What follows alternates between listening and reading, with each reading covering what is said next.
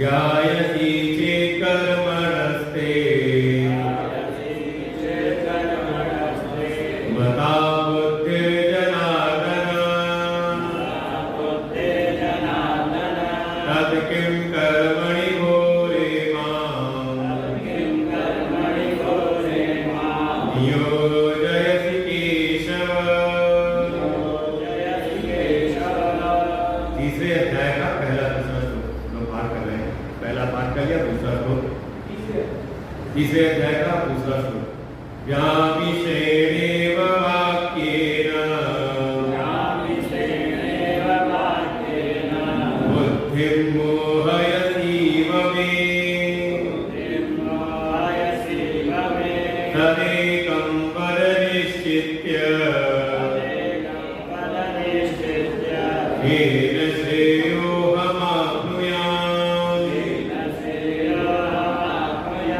व्यामिश्रेणेव वाक्येन बुद्धिं मोहयसीव मे तदेकं वद निश्चित्य येन श्रेयोऽहमाप्नुयाम्।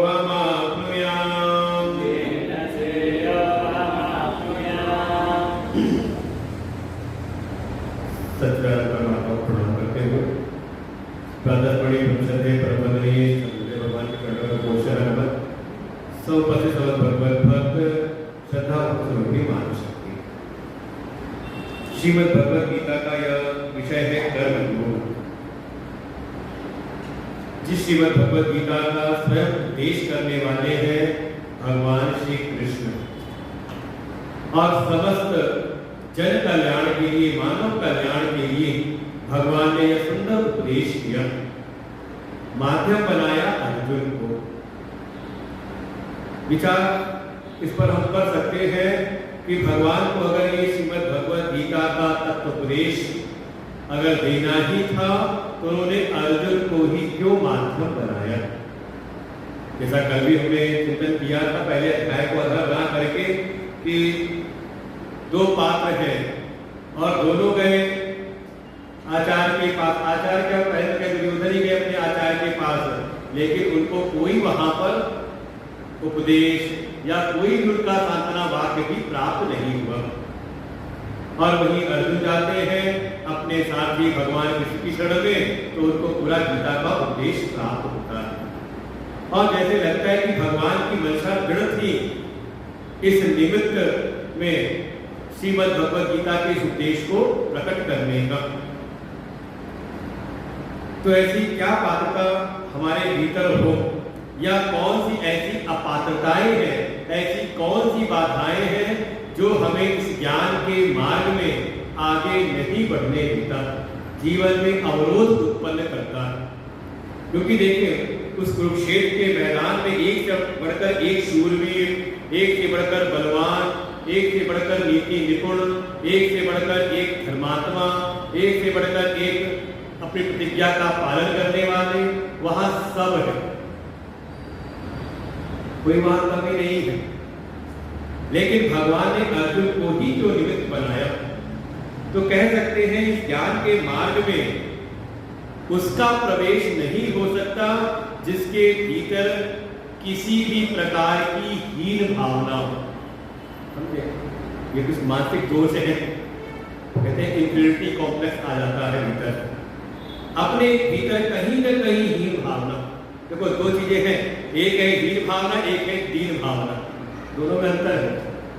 दीन भावना से कोई हो तो भक्ति के मार्ग में आगे बढ़ सकता है। स्वयं गोस्वामी कहते हैं मोह सब दीन न दीन है तुम समान रघुवीर।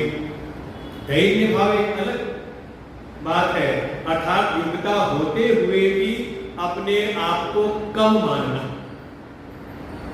इसे कहते हैं निरभिमानता की भावना। दैन्य भाव के साथ आप जाओ तो भगवान स्वीकार करते हैं कि हाँ ये बड़ा निरभिमानी आया हुआ है। लेकिन भीतर कहीं न कहीं कोई ऐसी कमी जो हमें सदैव खटकती रहती है कि हाँ हम कुछ कम हैं, लेकिन मानने को तैयार नहीं होते। इस बात को, ये जरा सी भी अगर धीरता की भावना भीतर है तो इस ज्ञान के मार्ग में, इस साधना के मार्ग में उसकी प्रवृत्ति नहीं होगी। जैसे नीति निपुण है, विद्वान है धृतराष्ट्र, कितने नीति निपुण है कि इनको स्वयं देवर्षि कह रहे हैं, महात्मा विदुर ने नीति का उपदेश किया है। एक समय महाभारत के अंतर्गत प्रसंग आता है, वो ग्रंथ के अलग से मिलता है, विदुर नीति गीता प्रेस से छपकर के अलग से मिलता है। फिर इनके मन में और सुनने की इच्छा हुई तो स्वयं महात्मा विदुर ने सनत कुमारों का आवाहन किया, और सनत कुमारों में जिनका नाम है सनत सुजात, वो आकर के ब्रह्म विद्या का उपदेश करते हैं। और धृतराष्ट्र सब सुना, लेकिन कुछ भीतर टिका नहीं। कारण है कहीं न कहीं धृतराष्ट्र के भीतर एक हीन भावना है कि मैं जन्मांध हूं, जिस कारण से बड़ा भाई होकर के मुझको राज सत्ता नहीं प्राप्त हुई। मेरे छोटे भाई पांडु को राज्य मिल गया। हाँ, ये ही भावना है। इसलिए इस गीता के, अब समझे, गीता के श्रोताओं के बारे में भी आपने चिंतन किया हो तो, जैसे भगवान है, भगवान ही वक्ता है, गीता सुनाने वाले भगवान श्री कृष्ण, और सुनने वाले एक तो सामने खड़े हैं अर्जुन। लेकिन यही गीता वेद व्यास जी की कृपा से संजय ने भी सुनी। आप कह रहे लाइव टेलीकास्ट इधर कुरुक्षेत्र के मैदान में सबको हो रहा था सारा क्रम, और संजय वेद व्यास जी की कृपा से, उनके आशीर्वाद से सब सुन रहे थे। और यही बात जब धृतराष्ट्र ने पूछी है संजय से, वैसे जो प्रसंग है और जानना चाहिए इन सब बातों को भी, कि जब युद्ध निश्चित हो गया तो किसी प्रकार से भी युद्ध को टालने का प्रयास किया गया। उस समय शांति दूत भेजे गए, स्वयं भगवान आते हैं हस्तिनापुर की सभा में, इस युद्ध को टालने के शांति प्रस्ताव लेकर के आते हैं, लेकिन सब विफल हुए। तब एक अंतिम प्रयास किया है वेद व्यास जी ने, क्योंकि उनकी कृपा से ये हस्तिनापुर का ये जो वंश आगे बढ़ा है। जब विचित्रवीर सुप्रांगद नहीं रहे तो उनकी जो पत्नियां बची थी, अंबिका अंबालिका, उनको उनके माध्यम से कैसे वंश आगे बढ़े, तो कहीं न कहीं कृपा थी व्यास जी की, एक नियोग विधि के द्वारा वो भेजा गया। एक एक रानी को जाओ उनके पास, वो कृपा करेगा, आशीर्वाद मिलेगा। लेकिन एक गई तो उनको देख के इतनी डर गई कि आंखें बंद कर ली, तो उनके माध्यम से हुए धृतराष्ट्र। एक गई दोबारा, दूसरी गई दोबारा, तो डरी तो बहुत, लेकिन आंखें नहीं बंद की, डर के पीली पड़ गई एकदम, तो उन्हीं से हो गए पांडु। जब ये हुआ कि एक बार फिर भेज दो, मैं कृपा करता हूं, तो दोनों रानी जाने को तैयार हुई नहीं, अपनी चुपके से अपनी दासी को भेज दिया, तुम चली जाओ। और वो जाकर के बिल्कुल ठीक ठाक प्रकार से दर्शन करते हैं, और व्यास जी कृपा से उन्हीं के माध्यम से आते हैं महात्मा विदुर, धर्म के स्वरूप है। तो व्यास जी के मन में भी आया कि मेरी कृपा से ये वंश आगे बढ़ा है, तो कैसे भी ये विध्वंसकारी युद्ध टल जाए। तो उनके मन में आया कि धृतराष्ट्र जन्मांध है, इसको शायद इस युद्ध के जो दुष्परिणाम है शायद वो उसको दिख नहीं रहे, केवल जन्म से ही, आंखों से ही अंधा नहीं, शायद इसका जो विवेक चक्षु है शायद ये भी इसका मर गया है, ये देख नहीं पा रहा कि इस युद्ध के दुष्परिणाम क्या क्या होंगे। तो उनके मन का भाव हुआ कि चलो मैं इसको दिव्य चक्षु देता हूं। ऐसे दिव्य चक्षु कि हस्तिनापुर में ही बैठे बैठे कुरुक्षेत्र के मैदान में जो भी युद्ध की क्रियाएं हो रही हैं उन सबको देखेगा, और जब अपने पक्षवानों को जब मरते हुए देखेगा तो कहीं ना कहीं धृतराष्ट्र बड़े आश्वस्त है कि विजय तो हमारे पक्ष की ही होगी।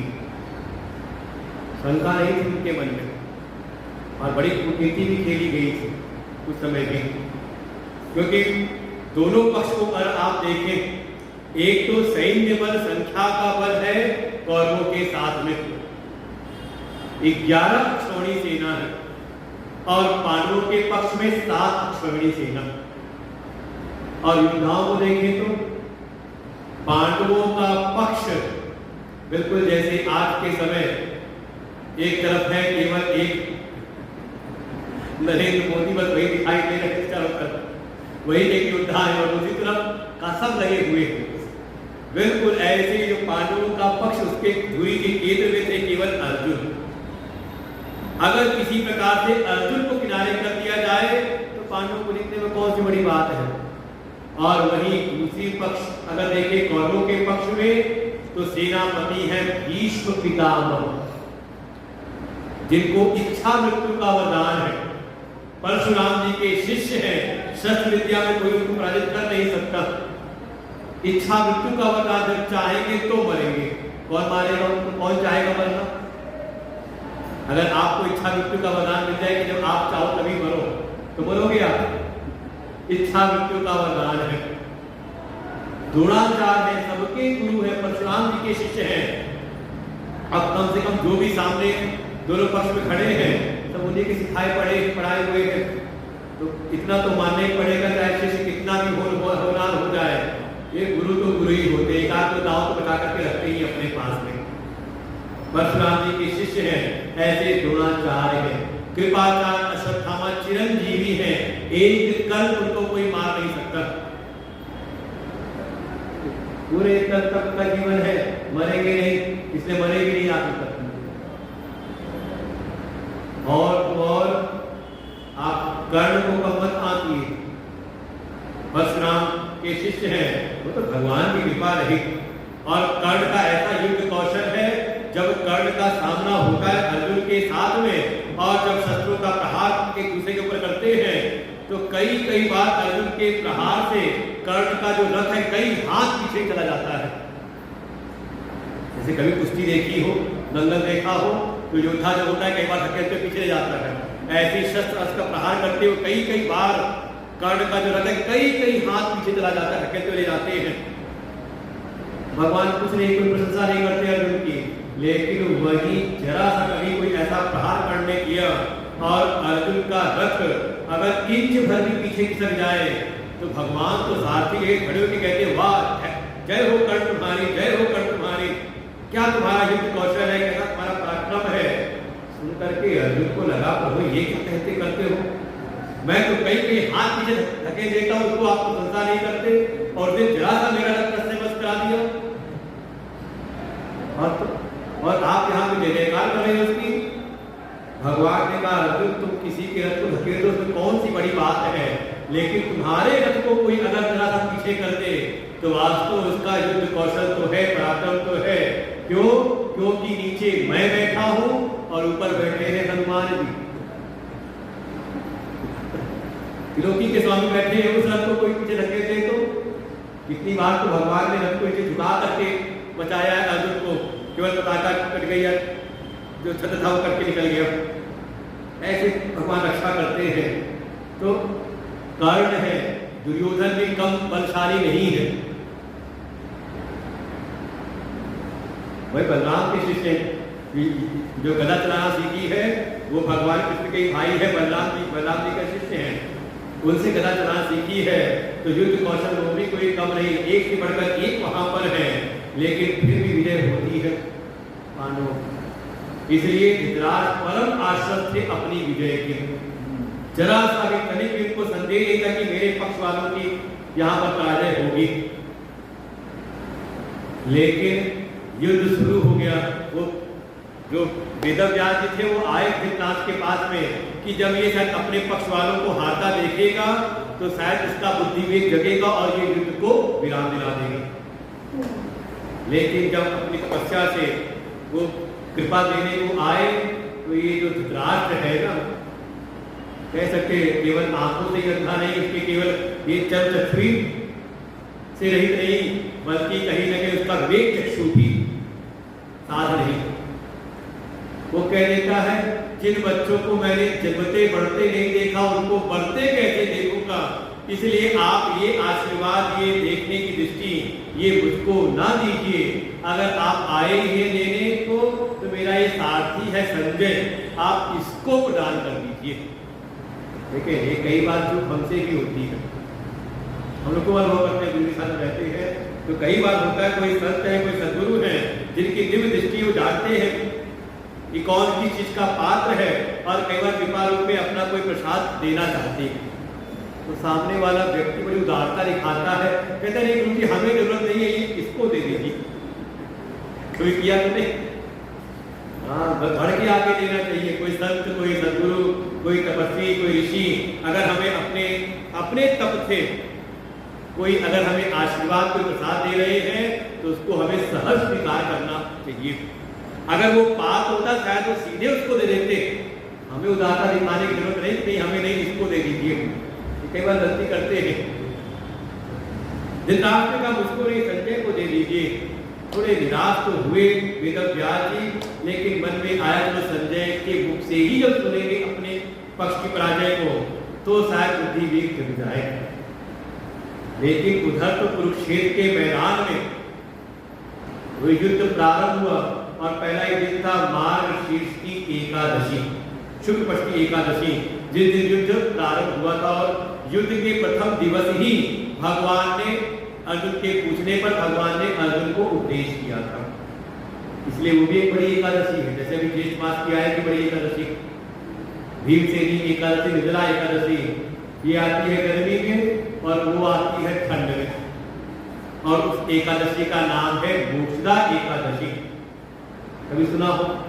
और उसी दिन हम मनाते हैं गीता जयंती, क्योंकि उस मार्गशीर्ष शुक्ल पक्ष की एकादशी के दिन ही भगवान के मुख से गीता जी प्रकट हुई थी, उनका जन्म हुआ था, इसलिए गीता जी की जयंती उस दिन मनाई जाती है। तो पहले दिन ही भगवान ने उपदेश किया, और उस उपदेश को सुन करके जो अपने कर्तव्य से डिग रहे थे, टल रहे थे अर्जुन, वो अपने कर्तव्य पथ पर अड़िग हो जाते हैं।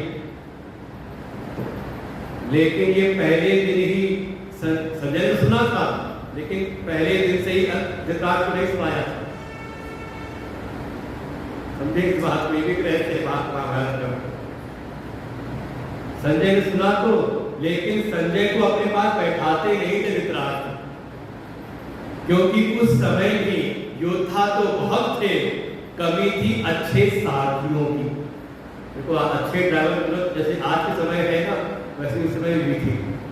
युद्ध में अगर आपको विजय पानी है तो आपका सारथी भी कुशल होना चाहिए, सजग होना चाहिए, सुस्त ना हो, डरा हुआ सा ना हो। ये तो कल्पना करें कि भगवान को अर्जुन ने अपना सारथी बनाया है।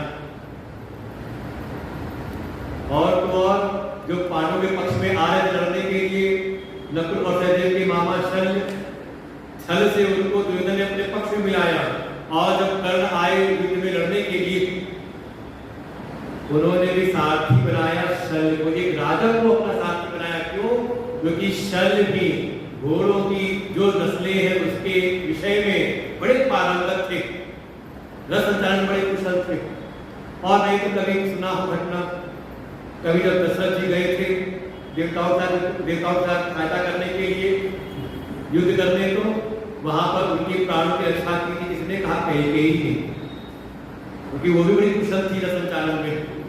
सारी घटनाएं ज्ञान बड़ी बड़ी है। अच्छे कुशल साथियों की आवश्यकता होती थी, तो धृतराष्ट्र संजय का क्यों यहाँ बैठे हो, जाओ तो जाकर के युद्ध में भाग लो, किसी महारथी अधिरथी का तुम रथ संचालन करो। और संजय रोज जाकर के युद्ध में भाग लेते हैं, और जब शाम को जब युद्ध विराम लेता है सूर्यास्त के समय, तो आकर के दिन भर के सारे घटनाक्रम को बताते हैं धृतराष्ट्र को। लेकिन 10वें दिन की घटना हुई, भगवान के संकेत पर अर्जुन ने शिखंडी को आगे खड़ा किया, और जैसे शिखंडी आगे खड़े हैं, भीष्म पितामह ने अपना शस्त्र रख लिया, क्योंकि प्रण है, बालक के ऊपर कोई स्त्री है, कोई नपुंसक है, या कोई शस्त्रहीन है, उस पर वो प्रहार नहीं, शस्त्र रहित हुए, उठाया नहीं। और भगवान के कहने पर अर्जुन ने एक एक करके अनेकों बाण चलाए भीष्म पितामह के ऊपर, और वो भीष्म पितामह बाणों की शैया पर पड़ गए। अब दोनों ही पक्ष के ये सम्मानित हैं, इसलिए जब भीष्म पितामह शैया पर पड़ गए, तो उनके सम्मान में उस दिन का जो युद्ध है मध्य दिवस में ही विराम ले लेता है, और मध्य दिवस ही जब युद्ध विराम हुआ तो संजय पहुंच गए धृतराष्ट्र के पास में। आहट को पहचान गए, मन में तो एक बार बड़ी प्रसन्नता सी हुई, अरे संजय मद दिवस की आ गए, क्या हमारे पक्ष की विजय हो गई? उनके मन में यही था कि लगता है आज हमारे पक्ष की विजय हो गई, इसलिए संजय आज जल्दी आ गए हैं, मद दिवस की आज आ गए हैं। बार बार पूछते संजय क्या बात है? संजय शोकाकुल तो है ही, क्योंकि हस्तिनापुर साम्राज्य के जो वट वृक्ष थे जिस तामत धराशायी हुए हैं तो उसका शोक सभी को है। संजय भी शोकाकुल है, कुछ बोलते नहीं। जब बार जब धृतराष्ट्र ने पूछा तब रोते हुए कहते हैं, राजन क्या बताऊं, ये हस्तिनापुर साम्राज्य, ये कुरुवंश जिस वटवृक्ष की छाया में पल भर का सुरक्षित था, आज वो वटवृक्ष धराशायी हो गया। और जब सारी घटना सुनी कि अर्जुन ने बाण चलाए भीष्मपितामह के ऊपर और भीष्मपितामह शैया पर पड़ गए, अब जो ये विजय की आशा थी धृतराष्ट्र की, आज वो विजय की आशा धूमिल होती टूटती है। और फिर धृतराष्ट्र ने पूछा है संजय से, धृतराष्ट्रवाच धर्मक्षेत्रे कुरुक्षेत्रे समवेतायुयुत्सव मामका पांडवाश्चैव किम कुर्वत संजय। लेकिन यहाँ पूछा ही है, भूतकाल में पूछा है, किम अकुर्वत, क्या किया था? किसने कहां पर कहा? जो धर्म रूपी कुरुक्षेत्र था वहां पर जो दोनों पक्ष की सेनाएं एकत्रित हुई थी, समवेतायुत्सव, युद्ध की इच्छा से समवेत हुए थे, एकत्र हुए थे। कौन कौन? का पांडव, पांडु के जो पक्ष वाले, पांडु के पुत्र पांडवों के जो पक्ष वाले हैं, और साथ ही मामका, मेरे जो पक्ष वाले, दोनों जो एकत्र हुए थे उन्होंने क्या किया था? मुझे पहले दिन से बताओ, क्या कोई विशेष घटना हुई थी? और क्योंकि चौंक है कि अर्जुन ने, क्योंकि ये युद्ध को कहते हैं कि जीतने के लिए जैसे आज से कूटनीति चलती, उससे बड़ी कूटनीति होती थी। ये जो कुछ अर्जुन ने पहले अध्याय में बोला है ना, जितने सारे तर्क प्रस्तुत किए हैं, युद्ध नहीं करना चाहिए क्योंकि एक निश्चित वर्ण वाले पुरुष समाप्त हो जाएंगे तो फिर उनकी स्त्रियों दूसरे वर्ण में गमन करेंगी, जिससे कि वर्ण संकरता आएगी, वर्ण संकरता के कारण में हमारी जो पिंडोदक क्रियाएं हैं वो लुप्त होंगी, उससे हमारे पितरों का पतन होगा। ये सब शास्त्रीय तर्क थे, और आप पूरी गीता पढ़ लेना, ये जो तर्क पहले अध्याय में अर्जुन ने दिए सब शास्त्रीय तर्क हैं, और भगवान ने किसी का भी खंडन नहीं किया। पूरी गीता में खंडन नहीं किया, उन तर्कों का खंडन नहीं किया है। बस इतना कहा है कि विषमे उपस्थम, ये जो तुम्हारे विचार हैं ये विषम परिस्थिति में उत्पन्न हुए हैं, इसलिए दोष युक्त है। हर बात का एक समय होता है, कोई भी अच्छी बात है तो सही समय पर कही जाए तो उसकी महत्ता होती है। ये सारे तर्क तुम्हें कब सोचने चाहिए थे? जब युद्ध की तैयारी हो रही थी, तब सोचते इस बात को, क्योंकि युद्ध की तैयारी में भी 1 वर्ष लगा, पूरा उद्योग पर्व है, कैसे कैसे सेनाएं एकत्र की गई है। तब करते शुरू में करके युद्ध ही ना होने देते, लेकिन जब सेनाएं एकत्र हो गई, सामने इकट्ठ गई और शंखनाद भी हो गया, अब तो शुरू होने वाला है, अब किस तरह से प्रहार हो, और तुम ये बातें करते हो भगवान श्री ने कहा विषमे समुपस्थितम, ये सब विषम परिस्थिति में उत्पन्न हो रही आते हैं और ये तुम्हारे विचार हो नहीं सकते। तो पूछा कुतस्त्वा, कहां से ये विचार आए हैं?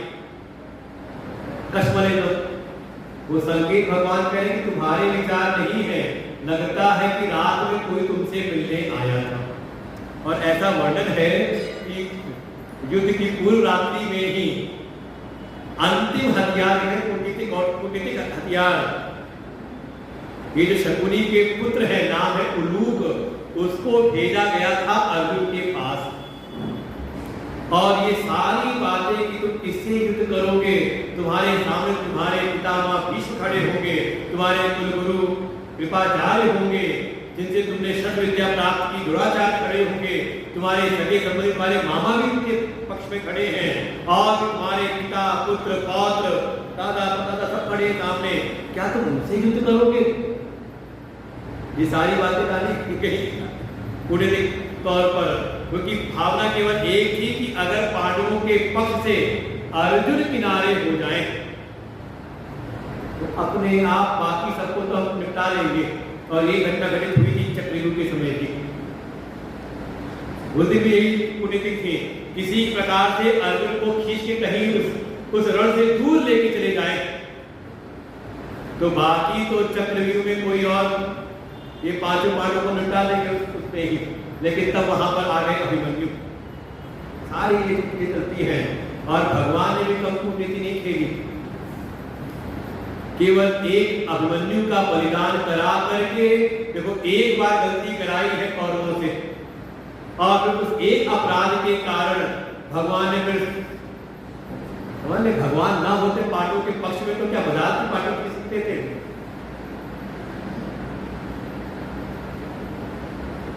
लेकिन भगवान का जैसा मंतव्य था, गीता को प्रकट करना, इस ज्ञान को प्रकट करना, लेकिन इस ज्ञान में प्रवेश, देखो जब तक भीतर कहीं ना कहीं कोई हीन भावना है, जो बात चल रही थी सिद्धांत, तब तक उसका ज्ञान में प्रवेश नहीं होता।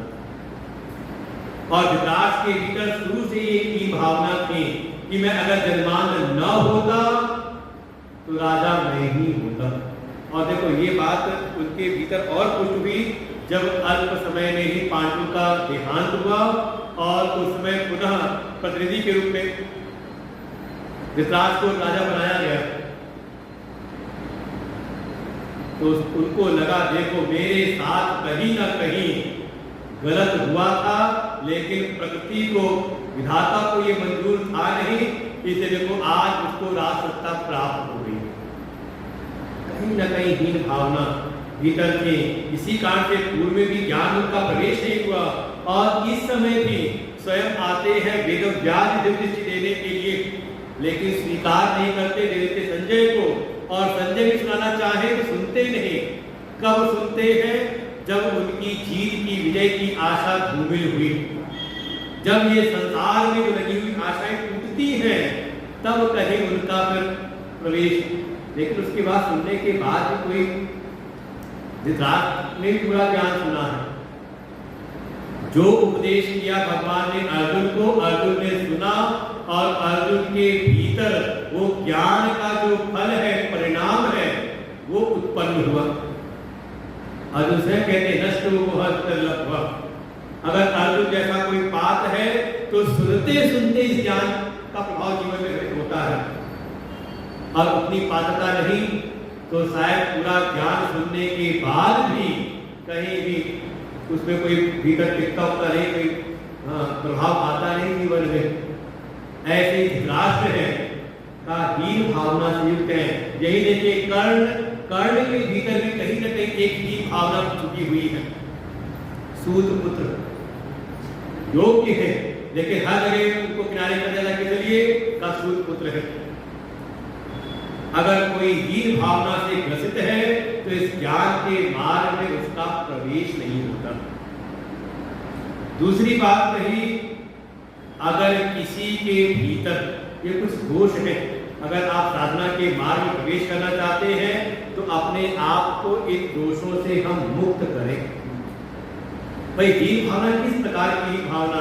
अगर आप भगवान के भक्त हो, भगवान के त्रिलोकी के स्वामी हैं, और त्रिलोकी के स्वामी जब मेरे प्रभु है तो मैं किस बात की हीनता?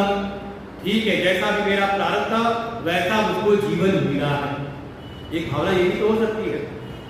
और हमने तो देखा है ऐसा, मेरठ में हम एक सज्जन से मिले, वो जन्म से ही नेत्र रहित, घर वालों ने पढ़ाना भी नहीं चाहा, लेकिन उनके भीतर एक चाह थी पढ़ने की, तो उन्होंने अध्ययन भी किया, पढ़ाई लिखाई भी की, और इतना पढ़ने में होशियार थे। पढ़ते पढ़ते उन्होंने सिविल सर्विस के लिए भी प्रयास किया, लेकिन उसका एक नियम है, अगर कोई नेत्र से रहित है तो उसमें आगे नहीं जा सकता। तो इसको उन्होंने ऐसा नहीं कि कोई हीन भावना अपने भीतर ली हो और कोई विद्रोह की भावना लेकर के आए हो, उनके मन में आया ठीक है, अगर नेत्र रहित होने के कारण मैं अगर इस परीक्षा में नहीं बैठ सकता हूं तो दूसरों को तो आगे बढ़ा सकता हूं ना। उन्होंने कोचिंग खोली और उनके द्वारा पढ़ाई हुए ट्रेनिंग दिए हुए बहुत सारे लोगों ने अटेम्प्ट किया और पास हुए। एक दूसरा सब बड़े प्रसिद्ध मेरे हमारे वहां पर क्या है, हीन भावना नहीं, कोई कमी है तो उसको हीनता के रूप में नहीं, ठीक है मेरा कोई प्रारब्ध रहा होगा, लेकिन इस परिस्थिति में भी मैं और अच्छा आगे क्या कर सकता हूं, कम से कम किसी के प्रति हम कोई षड्यंत्र ना करें। देखो हीन भावना से ग्रसित होता है वो सदैव दूसरों से द्वेष करता है, ये दोष आएगा। ऐसे ही दूसरा दोष है हृदय के भीतर ईर्ष्या का भाव। कहीं भी किसी के प्रति भी अगर ईर्ष्या का भाव है तो आपकी साधना के मार्ग में, ज्ञान के मार्ग में आपकी प्रगति नहीं हो सकती। ये ईर्ष्या जो भीतर की है ये आपकी प्रगति को अवरुद्ध कर देती है। कभी सुंदरकांड सुनेंगे तो सुनाएंगे, वहां पर जब दोष आते वहां पे आता है ये भाव। आज हनुमान जी का जन्म भी है, मंगलवार बड़ा मंगल है। आप याद करें जब हनुमान जी जा रहे थे मां भगवती जानकी जी का की खोज करने के लिए, तो चलते चलते बीच में एक राक्षसी थी जो रहती थी जल में लेकिन आहार करती थी नभ के खग गए, आकाश के पक्षियों को भी परछाई पकड़ लेती थी। वहां उसका रूपक बताया, उसका आध्यात्मिक पक्ष बताया। ये जो है नाम है सिंहिका, ये कोई हनुमान जी ने तुरंत से कोई बातचीत नहीं की, पहले आई थी सर्पों की माता सुरसाना महिष की माता, उससे बातचीत व्यवहार करते हैं। लेकिन जैसे सिंहिका को जाना, अरे लगता है किसी मेरी परछाई पकड़ ली, और तुरंत जा करके उसको एक प्रहार किया, उसका वध किया और पार पहुंच गए। उसका आध्यात्मिक पक्ष यही है। ये सिंहिका कोई और नहीं, इसका आध्यात्मिक रूप है। कहा हृदय के भीतर ईर्ष्या का भाव, मात्सर्य दोष, शास्त्रीय शब्द है उसका। मत्तः सरणी, अरे मुझसे आगे कैसे निकल गया।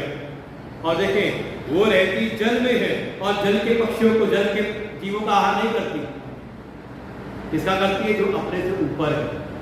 ईर्ष्या का दोष यही है, ईर्ष्या कभी भी अपने से नीचे वालों से नहीं होती। जो आप किसी से नीचे हैं उनसे ईर्ष्या नहीं होती, बराबर वालों से शुरुआत होगी। और जरा सा कोई आपके साथ वाला आगे बढ़ जाए तो क्या होता है, देख करके मन में क्रोध तो नहीं होती, हाय हाय ये आगे कैसे निकल गया। और ये ईर्ष्या भीतर आ जाए तो आप निश्चित तौर पे विचार करके देख लीजिए, जिसके प्रति आपके भीतर ईर्ष्या आती है आप उसके सद्गुणों का चिंतन नहीं करते। कभी बहुत महान है, क्या क्या विचार करते हो, उसके जो कलुषित पक्ष है। देखो छाया पकड़ती थी ना, और छाया कैसी होती है, काली। जब भी हमारे भीतर किसी के प्रति भी ईर्ष्या का भाव आता है तो हम क्या करते हैं, जिससे भी ईर्ष्या है उसके कलुषित पक्ष को, उसके दोषों का चिंतन करते हैं।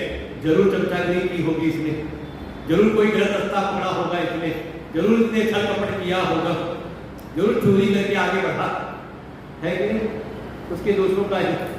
और जैसा आप चिंतन करते हो धीरे धीरे उसके दोषों का चिंतन करते करते वैसे ही आप डूब जाते और आपकी साधना अवरुद्ध हो जाती है, हमें पता भी नहीं चलता। यही ईर्ष्या का भाव है दुर्योधन आदि में। हर समय पांडु पुत्रों को, पांडवों को देख करके भीतर उसकी जलन होती रहती है और कहीं ना कहीं लगता है ठीक है मेरे पिता जन्मान थे, लेकिन उनका बड़ा पुत्र मैं तो जन्मान नहीं हूं ना, राजा तो मुझको बनना चाहिए। ये सब विरोध है, इसका एक कारण है, ऐसे नहीं हो जाता। और जो राजा बन के बाद में धृतराष्ट्र वापस, तो उसको तो लगता है देखो मेरे पिता का अन्याय हुआ था, आज न्याय हो गया, और अब उनका बड़ा पुत्र मैं हूं, तो राजा का अधिकारी, राज सत्ता का अधिकारी, राजगद्दी का अधिकारी मैं हूं, इसलिए मुझको राजा राजपद मिलना चाहिए। बंटवारा क्यों करें? ये सब देखिए महाभारत में चिंतन किया गया है हर जगह पर। तो ऐसे अगर ईर्ष्या का भाव है तो भी वो इस ज्ञान का अधिकारी नहीं है। तीसरा एक दोष और है, उसे कहते हैं आसक्ति। और आसान शब्द कहा ममत्व, ममता ज्ञान कहानी सुना ही होगा। किसी कोई ममता से रत हो, आसक्ति में पड़ा हुआ हो, उसके सामने आप बड़ी बड़ी ज्ञान की बातें करिए, सुनता सब है लेकिन धारण कुछ नहीं करता। ये जो आसक्ति है, अगर कहीं पर भी किसी की कोई आसक्ति, किसी प्रकार की भी आसक्ति है, चाहे अपनी देह में हो, तो इस साधना के मार्ग में, ज्ञान के मार्ग में आगे नहीं बढ़ सकता। और या फिर दैहिक संबंधों में आसक्ति हो, तो वो भी इस ज्ञान का पात्र नहीं। अब देखो आचार्य है द्रोण, लेकिन कहीं ना कहीं उनकी आसक्ति कहां पर है? अपने पुत्र में। उसी का फायदा उठाया था आचार्य उनका वध कराने में। तो कहा था कि वो बस घोषणा कर दो कि पुत्र मारा गया। अरे पुत्र मर गया, क्या बात है? क्या अर्जुन के पुत्र का वध नहीं हुआ अभिमन्यु का? तो क्या उन्होंने अपने कर्तव्य पद को छोड़ दिया? हाँ, ये है, अगर कहीं पर किसी की आसक्ति है तो वो भी इस कर्म योग की साधना में आगे बढ़ नहीं सकता। कैसे बचना है? और देखिए इन्हीं सारे दोषों का ही वर्णन आएगा पूरे इस अध्याय में। इनका निवारण करना है। कितने हो गए? हीन भावना, दूसरा ईर्ष्या, तीसरा कहा आसक्ति, चौथा कहा कोई अगर अपने आग्रहों के प्रति बहुत दृढ़ है, अपने संकल्पों के प्रति, अपनी प्रतिज्ञा के प्रति, तो भी वो इस साधना के मार्ग में, ज्ञान के मार्ग में बहुत आगे नहीं बढ़ सकता। जैसे है भीष्म पितामह,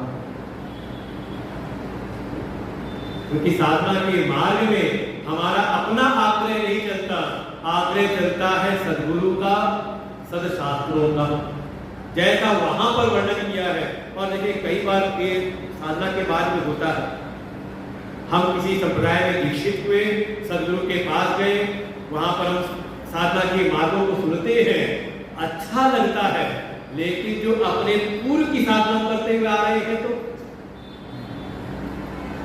उसके प्रति अगर कहीं ना कहीं आग्रही हम हैं तो छोड़ नहीं पाते। मन होता है ये भी कर लो और ये भी करते रहो। अच्छा मान लो हम प्राइमरी स्कूल में गए थे, वह हमारे अध्यापक ने पढ़ाया था कि सूर्य पूर्व दिशा से उदित होता है और पश्चिम दिशा की ओर अस्त होता है। रट लिया हमने अच्छे से, ठीक है। लेकिन पढ़ते पढ़ते जब मिडिल में गए तो हाई स्कूल पहुंचे, अब अध्यापक पढ़ा रहे हैं कि सूर्य का ना तो उदय होता है ना अस्त होता है। आप बैठे रहो, नहीं ये क्या पढ़ा रहे हो? हमारे अध्यापक ने तो ये पढ़ाया था कि सूर्य उदय अस्त होता है, मतलब चलता है, गति दिखाई देती है। क्या होगा फिर? आगे बढ़ेगा वो आगे हो जाए कि नहीं? इसीलिए हमारे गुरुदेव ऐसा विस्तार देते हैं कि जब भी क्लास चलती है ना, तो जब नया अध्यापक आता है, पहला काम क्या करता है कि पुराना जो अध्यापक पढ़ा करके गया है, बोर्ड के ऊपर लिख करके गया है पढ़ाते हुए, पहला काम करता है उसको साफ करता है और फिर अपनी बात को लिखता है उसके ऊपर। अच्छा वो जो भरा पड़ा हुआ बोर्ड पढ़ा पड़ा उसे अपना लिख दे तो किसी समझ में आएगा नहीं। इसलिए अपने संकल्पों, अपने आग्रहों, अपने संस्कारों के प्रति भी बहुत ज्यादा आग्रही नहीं होना चाहिए, क्योंकि शास्त्रों में देखो यही चिंतन है जो तीसरे अध्याय का भी। अर्जुन को भी लगता है जब ज्ञान का मार्ग श्रेष्ठ है तो उसको कर्म को नहीं लगाते। वास्तव में अनेकों प्रकार के साधन बताए गए हैं शास्त्रों में, लेकिन सब समुचित अधिकारी के अनुसार। एक समय जो शास्त्र हम पर कुछ ना कुछ कर्तव्यों का निर्धारण कराता है कि हाँ शिखाशुद्ध को धारण करो, तुम्हारे ये कर्तव्य है, वही शास्त्र एक समय उन कर्तव्यों को फिर मुक्त भी करता है। ये कर्तव्य समझ ले, कर्तव्य परिस्थिति के अनुसार चलते हैं, व्यक्तित्व के अनुसार, और जैसे जैसे समय बदलता है कर्तव्य भी बदलते रहते हैं। तो बहुत ज्यादा जो अपने संस्कारों, अपने आग्रहों के प्रति बहुत दृढ़ रहता है, वो भी इस साधना के मार्ग में, कर्म योग के मार्ग में उसकी प्रगति नहीं होती। इसीलिए भी पितामह आप कह सकते हो, धर्मात्मा भी तो है, युधिष्ठिर भी तो बहुत आग्रही है। भगवान ने कहा झूठ बोल दो, क्योंकि उनको पता था भगवान को कि अगर किसी भीम अगर बोले कि अश्वत्थामा मारा गया तो द्रोणाचार्य को विश्वास नहीं होगा। लेकिन अगर युधिष्ठिर बोल देंगे अश्वत्थामा हतो, तो पक्की बात है आचार्य द्रोण स्वीकार कर लेंगे, क्योंकि युधिष्ठिर कह रहे हैं ना, जल्दी मानते नहीं, और माने भी तो उन्होंने कहा मैं साथ में एक बात और लगा दूंगा, अश्वत्थामा हतो नरो वा कुंजरो वा, नर की हाथी पता नहीं। भगवान ने कहा कोई बात नहीं, हम अश्वत्थामा नाम का एक हाथी भी है उसको मरवा देंगे भीम से। तुम कहेगा अश्वत्थामा हतो, अच्छा युधिष्ठिर जानते लेके जाते थे कि हाथी मरा है, तो क्यों बोला ये बात, नरो वा कुंजरो वा, देख तो गए ना अपने सत्य से, चलो ना पता होता और फिर बोलते तो चल जाती बात है। लेकिन जानते थे ना, भगवान ने कहा ठीक है तुम हम हाथी को मरवाएंगे भीम से, अश्वत्थामा नाम के हाथी को, तुम कह देना अश्वत्थामा हतो, बोल देते। लेकिन अपनी एक लड़की लगा दी साथ में नरो, क्यों? क्योंकि अपनी सत्य निष्ठा का, अपनी प्रतिज्ञा की निष्ठा का, कहीं न कहीं अपने संकल्प, अपने संस्कारों का दृढ़ आग्रह था। देखो ऐसा व्यक्ति भी यदि यहाँ तो सद्गुरु वचनों के अनुसार, शास्त्र उपदेशों के अनुसार अपने आग्रहों को मिटाना पड़ता है। इसलिए कहा ये भी इस ज्ञान के पात्र नहीं। पात्र है कौन? कहा भगवान ने गीता सुनाई अर्जुन को। क्यों सुनाई? तो इसकी पृष्ठभूमि आधारशिला निर्धारित होती है द्वारिका में। युद्ध का निश्चय हो गया, सेनाएं एकत्रित की जाने लगी। इधर शकुनी ने दुर्योधन को कहा, देखो हस्तिनापुर के प्रभाव से दुर्योधन कहीं गया नहीं था सेनाओं एकत्र करने के लिए, केवल दूत भेजे गए थे, और हस्तिनापुर के प्रभाव से 10 अक्षौहिणी सेना एकत्र हो गई थी उनकी तरफ से, लड़ने को तैयार थी।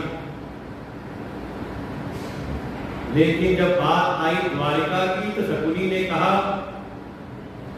भांजे वहां तुम खुद जाओ, वहां दूत मत भेजना, क्योंकि पक्की बात है जिस तरफ द्वारिकाधीश कृष्ण अपनी सेना के साथ खड़े हो जाएंगे, उनके पास एक अक्षौहिणी अजय नारायणी सेना है, और वो अजय नारायणी सेना जिस तरफ खड़ी हो जाएगी सब लोग उसका पलड़ा भारी हो जाएगा।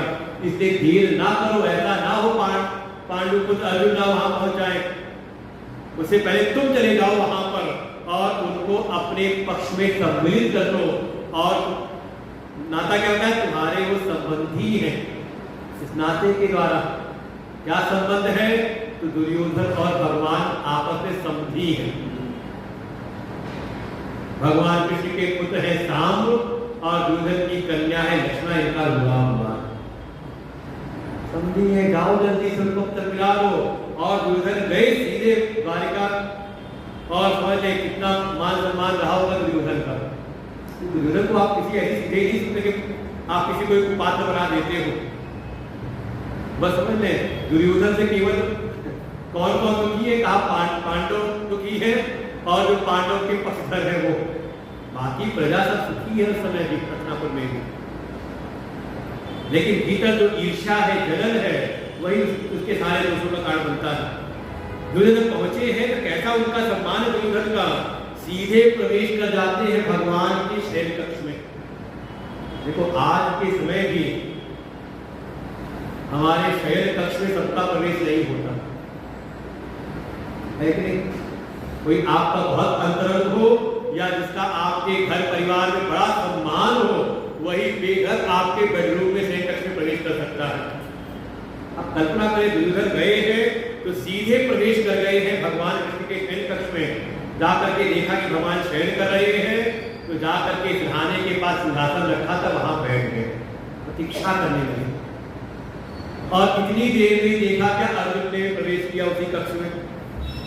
अर्जुन भी आए हैं भगवान सहायता लेने के लिए, और जब अर्जुन आए सहायता लेने के लिए, देखा भगवान सो रहे हैं, शयन कर रहे हैं, तो उनके चरणों की ओर ही प्रतीक्षारत हो गए, हाथ जोड़े हुए कि भगवान उठेंगे तो उनसे मैं चर्चा करूंगा।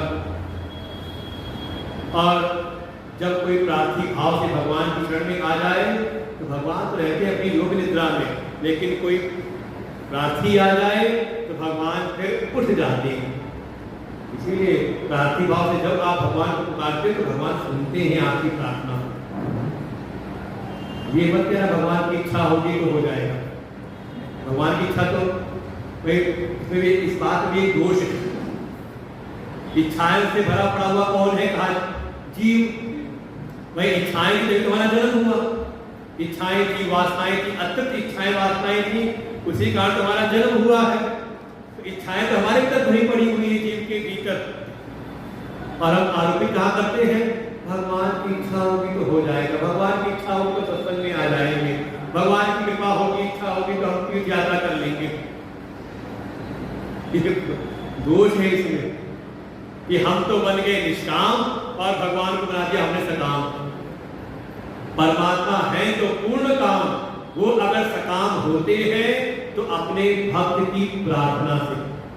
जब कोई भक्त आत्म भाव से, अर्थार्थी भाव से, जिज्ञासु भाव से कैसे उनकी शरण में जाए, तब भगवान उसका कल्याण करने के सकाम भाव में आ जाते हैं, साकार हो जाते हैं। जो निराकार है वही साकार हो जाते हैं।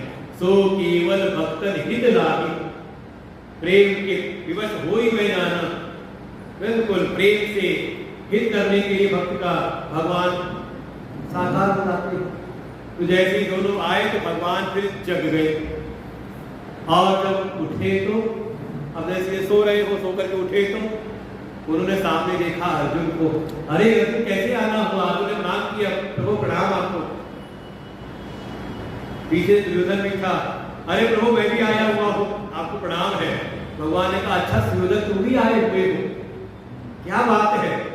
तो उन्होंने कहा प्रभु बात तो आप जानते ही हो, युद्ध निश्चित हो चुका है, हम आपसे सहायता के लिए आए हुए हैं कि आप हमारे पक्ष में हो जाओ। भगवान ने कहा तुम दोनों ही मेरे अपने हो। देखो भगवान भेद नहीं करते, भगवान का किसी प्रकार का किसी से कोई भेद नहीं, वो सर्वतरयामी सबके भीतर समान रूप से विराजमान है। भगवान के तुम दोनों ही मेरे अपने हो, लेकिन मैं कैसे दोनों की सहायता करूं? तो मैं अपनी जो सामर्थ्य है उसका मैं विभाग करता हूं, दो भाग कर देता हूं। एक तरफ तो मेरी सशस्त्र अजय नारायणी, एक अक्षौणी अजय नारायणी सेना वो रहेगी, और दूसरी तरफ मैं निशस्त्र प्रतिज्ञा करता हूं कि युद्ध में शस्त्र नहीं उठाऊंगा, निशस्त्र निहत्था में रहूंगा। आप बताओ तुम दोनों को क्या चाहिए? लेकिन इसमें भी पहले मांगने का जो अधिकार है मैं अर्जुन को देता हूं, क्योंकि दो कारण। उन्होंने कहा प्रभु मैं पहले आया था, पहले मुझको अधिकार मिलना चाहिए, क्योंकि भीतर कहीं ना कहीं डर है कि ऐसा ना हो कि अर्जुन सेना मांग ले, इनको लेकर के मैं क्या करूंगा निशस्त्र। भगवान कहते हैं दो कारण है, एक तो अर्जुन को मैंने पहले देखा, सामने खड़े थे मेरे, मैंने उसके पहले अर्जुन को देखा, और दूसरी बात है कि तुम दोनों में अर्जुन छोटे हैं, तो छोटे को मांगने का पहले अधिकार मिलना चाहिए, बड़े को मिलना चाहिए। बड़े का होता है कर्तव्य, देने का अधिकार तो है, मांगने का अधिकार किसको है? छोटे को है कि नहीं? अब कोई कहे कि मैं बड़ा हूं पहले उसको मिलना चाहिए, समझ लो फिर वो दोष है उसमें।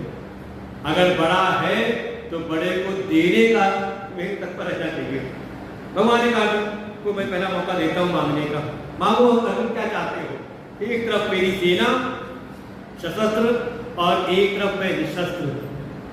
अर्जुन ने हाथ जोड़ के भगवान से कहा प्रभु मैं बस ये चाहता हूं कि आप हमारी ओर खड़े रहें, आपका संरक्षण हमें प्राप्त हो, आप मेरे रथ की बागडोर संभाल लीजिए, और मैं आपसे कुछ नहीं चाहता हूं। दुर्योधन तो प्रसन्न हुए, लेकिन भगवान ने पुनः पुनः कहा अरे क्या पूछता करते हो?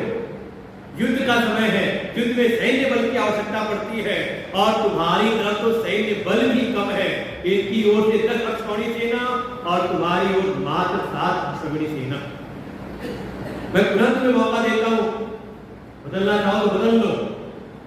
अर्जुन बार बार कहने पर भी कहते प्रभु बस मुझे आप चाहिए, आप मेरे रथ की बागडोर संभाल लें और मैं आपसे कुछ नहीं चाहता। उधर दुर्योधन भी कहते प्रसन्न करके ठीक है भगवान, अर्जुन जैसा चाहता है वैसा ही मैं भी चाहता हूँ।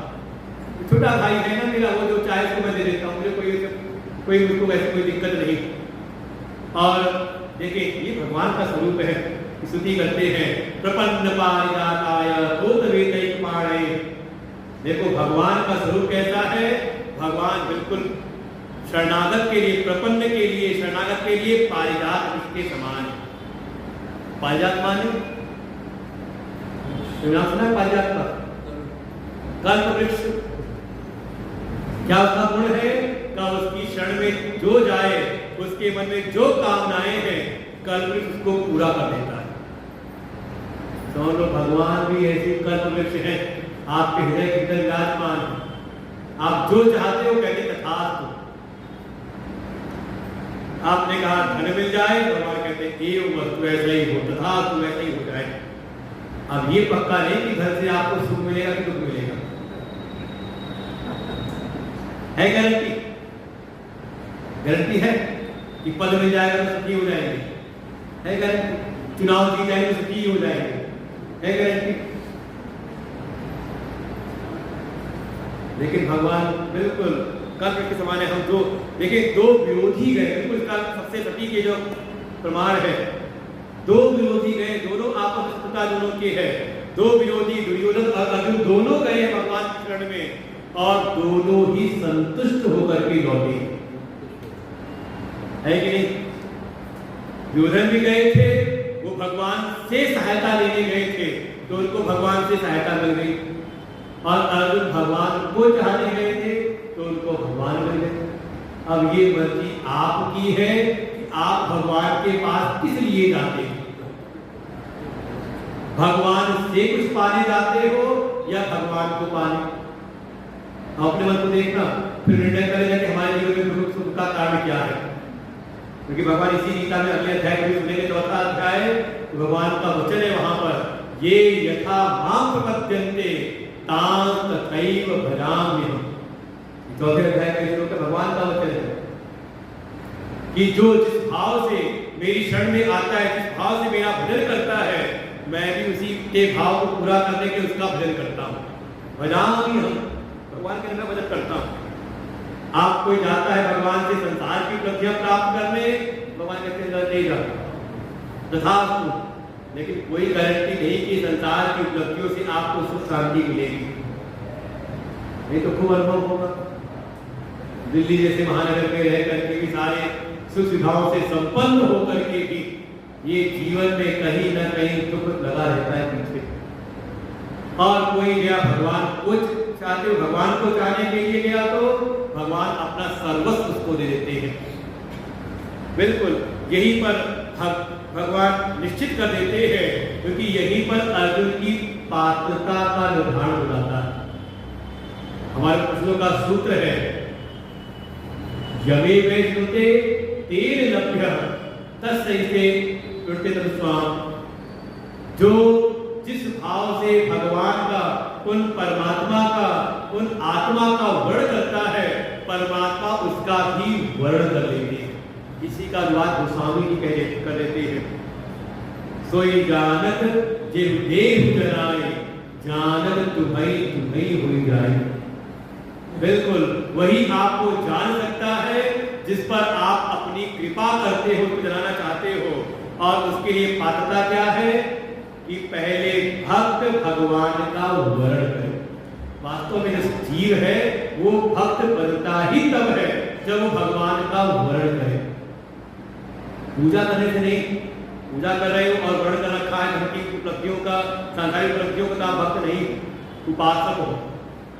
भक्त हम उसको कहते हैं जो भगवान का वर्ण कर ले कि मैं भगवान का हूं, भगवान मेरे हैं। और अंतर आना चाहिए, वर्ण की शुद्धि होनी चाहिए। हमारे बुद्ध इसको बड़ा सटीक दृष्टांत देते हैं।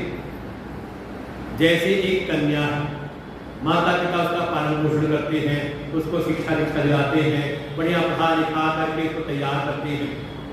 और जब वो कन्या बड़ी हुई तो एक योग्य अच्छे वर को ढूंढ करके कन्या का उससे विवाह कर देते हैं और उस विवाह मंडप में कन्या वर का वर्ण करती है। होता है ना प्रक्रिया। अच्छा, एक प्रक्रिया हुई कि कन्या ने वर का वर्ण किया और परिणाम क्या हुआ? वर्ण करते ही उसके जितने नाते संबंध थे बदल गए नहीं बदल गए? बदले नहीं बदले? क्या हो गए? अब जिस वर का वर्ण किया था उसके नाते से सारे नए संबंध बन गए। वो कन्या के ससुराल में जाकर के नया उसका संबंध बना और उसी कन्या, देखो वही कन्या जब घर में थी तो कोई पूछता ये घर किसका? कहती थी मेरा घर है, कहती थी ना। गाड़ी खड़ी किसकी गाड़ी है? मेरी गाड़ी है, मेरी कार, कहती थी नहीं कहती थी? अनुभवी लोग बैठे हुए। अच्छा, वही चले गए, एक संबंध वर का वर्ण किया और कुछ समय बाद जब वापस आती है तो कहाँ जा रही है? कहते मायके जा रही है, पीहर जा रही है। मतलब क्या हुआ? माँ के घर, पिता के घर जा रही है। क्यों? अब अपना घर नहीं रहा। भाई पहले ही जाती घूम रहे तो कहीं कहीं घूमने तीर्थ यात्रा, कहीं पिकनिक पर गई, टूर पे गई, वापस अपने घर वापस जा रही है। लेकिन एक संबंध हो गया, वर्ण कर लिया तो अब वो संबंध बदल गया। अब कोई पूछे गाड़ी किसकी है तो कहती भाई की है, पिता की कार है कि नहीं? घर माता पिता का है। तुम्हारा घर कहाँ है? कहाँ? मेरा घर तो ससुराल जो है तो मेरा घर है कि नहीं? और कई बार तो ऐसा होता है कि मान लो किसी आयोजन में वो कन्या अपने मायके आई हुई हो, वो काम से पाई जाए, लोग कहते कुछ दिन और रुक जाओ, तो कहती हाँ ठीक है तुम्हारा तो काम हो गया, अब मेरा घर बिगड़ रहा है, अपने घर जा रही है। कहा कि नहीं कहा ये बात? इसका नाम है वर्ण। ऐसे इस भाव के साथ में जब कोई जीव ईश्वर का वर्ण करता है तब वो जीव संज्ञा पाता है भक्त की। समझे? इसलिए भक्त में और उपासक में अंतर है। समझाइए बात। उपासक के मन में अनेकों प्रकार की कामनाएं हैं, वो भगवान के पास आए, भगवान की पूजा करता है, लेकिन भगवान को पाने के लिए नहीं, बल्कि धन, ऐश्वर्य, शक्ति, बल इत्यादि पाने के लिए, है कि नहीं? जैसे दुर्योधन भी गया भगवान के पास में तो कहा उनसे सहायता लेने की, उनकी सेना को पाने के लिए। और वही अर्जुन है तो तब भगवान चौथे अध्याय में अर्जुन कहते हैं, हे अर्जुन तुझको मैं ये ज्ञान देने जा रहा हूं। जो इतनी लंबी बात कही, इस बात को केवल सिद्ध करने के लिए। क्यों ज्ञान दे रहे हैं अर्जुन को?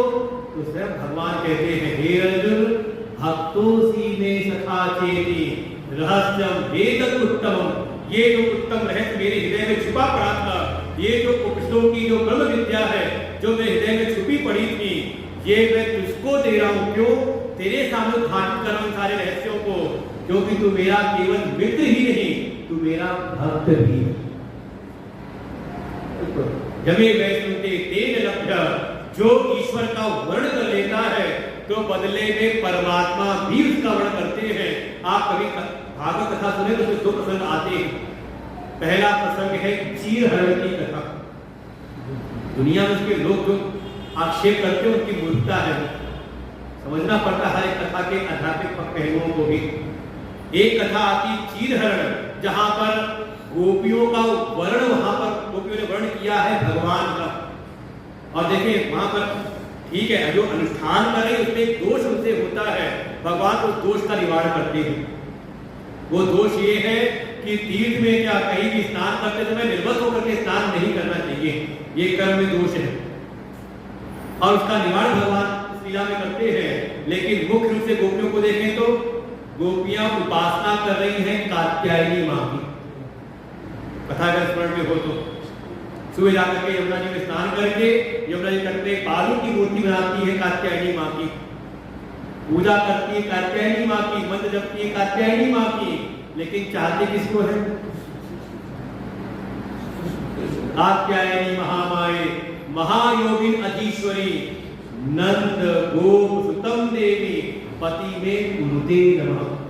हे कात्यायनी, हे महामाई, हे महायोगिन अधीश्वरी, मुझ पर हम पर कृपा करिए, क्या कृपा कि जो नंद गोप है उनके जो पुत्र हैं कृष्ण वो हमें स्वामी के रूप में प्राप्त हो। तो यहाँ गोपियों का वर्ण है। पहले चरण में गोपियों ने वर्ण किया भगवान का और बदले में भगवान वर्ण करते हैं अपनी गोपियों का। वो कथा है महाराज की लीला। समझे? भगवान ने अपने आनंद रस प्रदान किया सारी गोपियों को। यही है अर्जुन पात्र है। क्यों? क्योंकि अर्जुन ने विषम परिस्थिति में भगवान का वर्ण किया। हे प्रभु हमें तो आप चाहिए, आप हमारे साथ खड़े रहें, आपकी छत्रछाया हमको प्राप्त हो और हम कुछ नहीं चाहते। और यही बात देखो जो हृदय के भीतर दृढ़ता से होती है ना वो बार बार प्रकट भी होती है। और यही बात अर्जुन जब भगवान से संवाद होना शुरू होता है गीता का संवाद तो अर्जुन इस बात को पुनः पुनः कहते हैं। जब शरणागति ग्रहण की कार्पण्य दोषो बत स्वभाव पृच्छामि कामतमोर चेता यस्य यस्यास्तम ब्रूहि तन्मे शिष्यस्ते हम साधिमां त्वां प्रपन्नम। मैं आपके प्रबंध हुआ हूं, आपका शिष्य बनकर के आया हूं। भगवान ने मान इशारा किया हो मैं नहीं बताऊंगा तो जाओ कोई और। मान लो आप जाओ किसी गुरु जी के पास, का गुरु जी इतना बताया आपको तो मन बोलता ठीक है आप नहीं बताओगे तो कोई और देख लेंगे। कोई महात्माओं की कमी है, कोई गुरुओं की कमी है, भरे पड़े थे वहां कोई और मिल जाएंगे। लेकिन अर्जुन अगले क्षण अगले श्लोक बोल देते हैं नहीं प्रपश्याम महापनुद्यात् यच्छोकमुषो षड्विन्द्रियाणाम। हे कृष्ण मुझको त्रिलोकी में कोई ऐसा साधन नहीं दिखता जो मेरी इंद्रियों में मेरे भीतर होने वाले शोक संताप को जो हरण कर सके। इसलिए मैं आपकी शरण में हूं, आपके अतिरिक्त मुझे कोई और आश्रय नहीं देता। नहीं प्रपश्यामि महापनुद्यात् आपके अतिरिक्त मुझको कोई और नहीं। अन्यद शरणम अपश्यन् कोई और शरण नहीं। हमारे साथ देरी इसी बात की है कि हमें लगता है कि बहुत सारी शरणागत भगवान तो शायद चौथे पांचवें नंबर पर आते होंगे। कहीं ना कहीं हमारे भीतर आश्रय दृढ़ रहता है किसके प्रति? धन का आश्रय बहुत प्रगाढ़ लगा हुआ है। लगता नहीं कभी मन में कि हमारे पास धन होता, थोड़ा सम्मान होता, सब हमारे अपने हो जाते। कभी समझ में आया नहीं कभी? अरे खूब होता रहता है कि आपको कुछ कम है ना इसीलिए हमारा मान सम्मान कम है। किसका आश्रय पकड़ लिया हमने? धन की प्राप्ति की चाह बनी रहती है। धन होगा तो हम सुखी हो जाएंगे। तो सुख का आश्रय किसको बनाया आपने? धन को, भगवान को नहीं। इसलिए भगवान के पास जाते धन मांगते हैं कि नहीं मांगते हैं? अच्छा धन मिल जाए तो लगता है धन तो ठीक हो गया है, कुछ अपने भी होने चाहिए। परिवार का आश्रय चाहते कि चाहते? भगवान के पास भी गए हे वैष्णो मैया पुत्र दे दो, कोई बहुत कोई बस हमारा आगे बढ़ जाए, मांगते कि नहीं मांगते? कहा कहीं ना कहीं परिवार का जन का आश्रय बनाए रखते हैं। और तो और कुछ नहीं तो अपने शरीर के बल का आश्रय। हे प्रभु शरीर ठीक ठाक रखो, कैसे काम हो कहीं ना कहीं धन का जन का अपने यौवन का हम आश्रय बना करके रखते हैं। और इसके